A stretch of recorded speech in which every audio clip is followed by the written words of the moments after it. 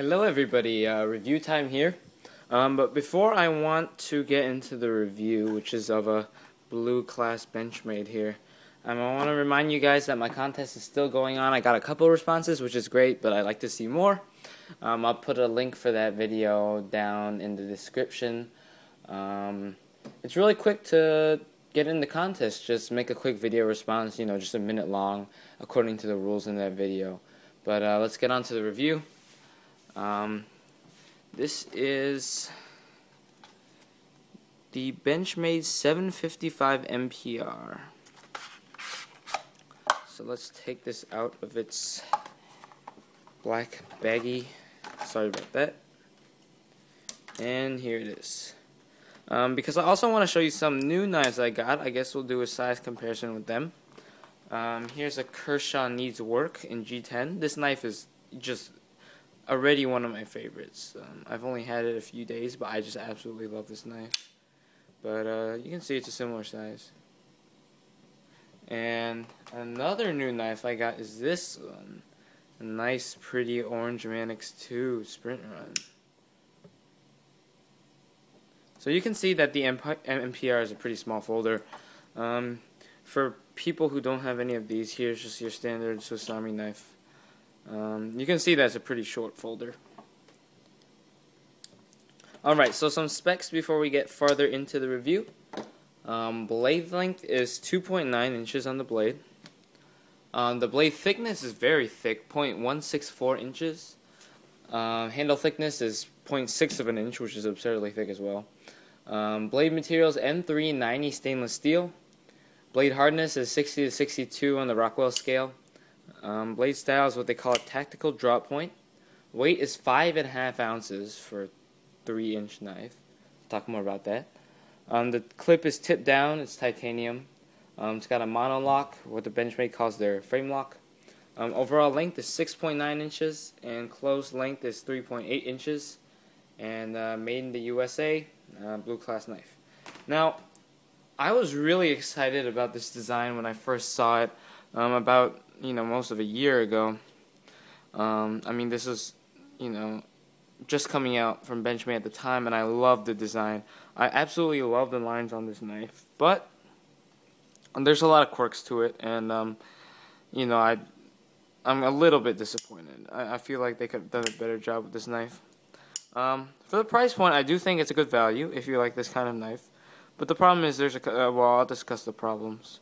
But let's go to the blade first. For the blade, you got about 3 inches of M390 steel. And M390 is stuff that Benchmade seems to be using a lot of lately in stuff like this knife, in the mini grip sprint run, in the 710 sprint run.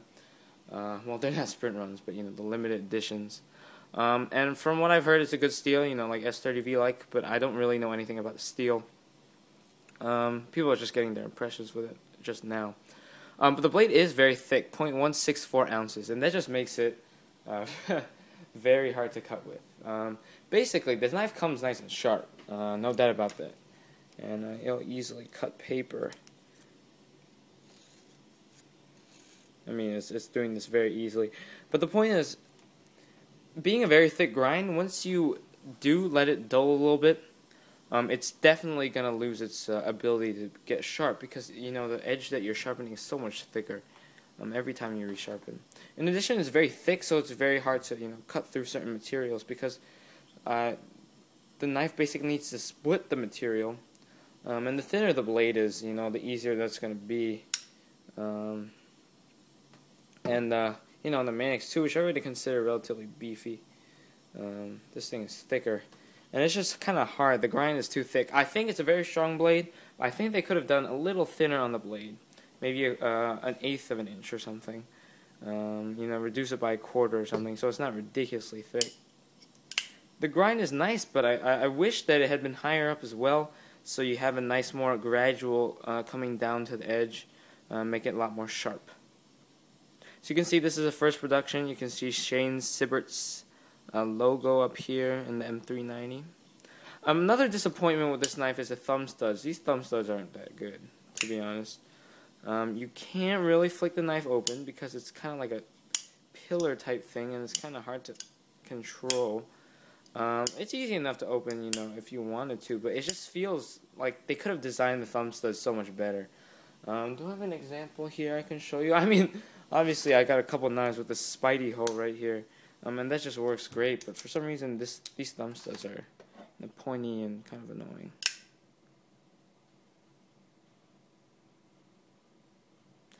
Next up is the handle, and the handle is really, really thick as well.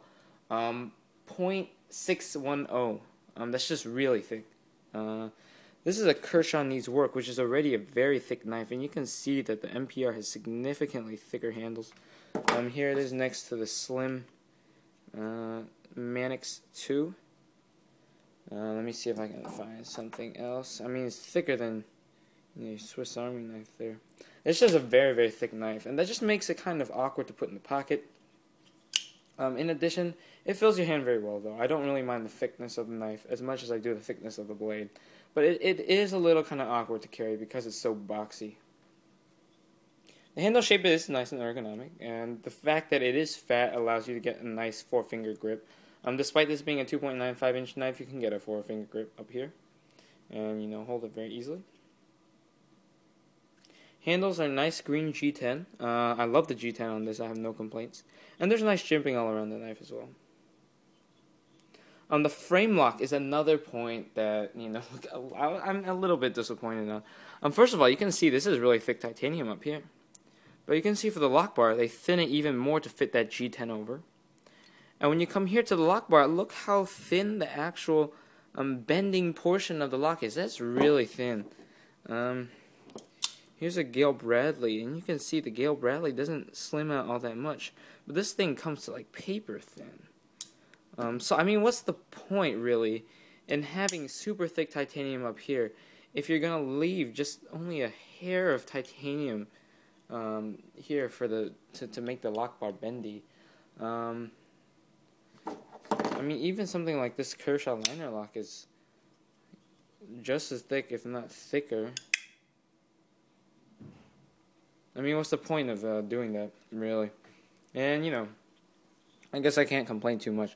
Also, it's very, very soft to disengage. It's very, very easy to just push this over, and I think that could be, that might compromise the lock, I guess, if you're using the knife hard. The knife does lock up solidly, and it does have this nice G10. It adds to grip on the locking side. It adds a little bit of class to it. In addition, it serves as a overextension preventer. So, you know, that's a good thing. The last thing I have complaints about is the clip. I mean, it sounds like I have complaints about everything, and that's, I guess, is kind of true. I still like this knife, but I just feel like they could have done a lot better of a job. And I know they're staying true to Shane Sibbert's design, but come on. Take a little bit of liberty, I guess. Anyway, this is the clip, only tip down, which I find kind of annoying, to be frank. I like how Spyderco offers a lot of options. But it's a really weird clip design. It's kind of like this piece of titanium and then the ball under the titanium, and I find that it doesn't, you can see here, I don't know if you can tell, but there's a gap between the bottom of the clip and the knife. Basically, it hangs very, very loosely in your pocket, and because it's not a very tall knife, I'm afraid it's going to fall out, and it's kind of top heavy, so I'm afraid about that. And it's not very tall or particularly strong, and it kind of sticks out kind of awkwardly, so take that for what you will. Overall, I have to say that this is a nice knife, but you know, the fit and finish is great. I mean, it's typical Benchmade. You can see the tips a little bit off, but I mean, that happens to every company. But anyway, this is a nice knife, okay? Great fit and finish. It's a thought out design, but you know, it's just not, there's some aspects that are just not for me. In addition, I think they could have done some improvements. Thickened that titanium over here. They could have improved something like the blade steel. You know, if you have thinner blade stock, you could probably lower the cost of the knife as well. It's a very aesthetically pleasing knife. I love how this knife looks. I don't even care about the performance, but I just find that I don't carry this because it's so hard to carry because it's so boxy. It's very heavy for a knife its size, and when I feel like I'm cutting, I take it out to cut something, I just feel like it's wrong because the grind is just so thick. It just doesn't feel right. Overall, I give the design or the aesthetics of the knife a very high grade. But the problem is just overall practicality and how you're going to be ending up using this knife. If you are looking for a very strong EDC, and I still don't doubt the titanium frame lock, but that's just an issue for me. But if you're looking for something that kind of higher end, something that has this custom design quality to it, and you're looking for a heavy duty EDC, I'd say go for it.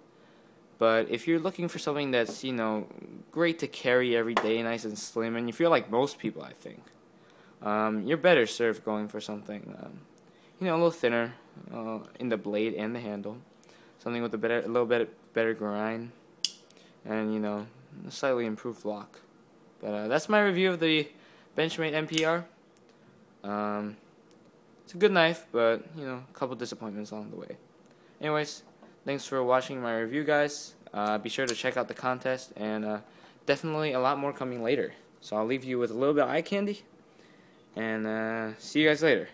Bye.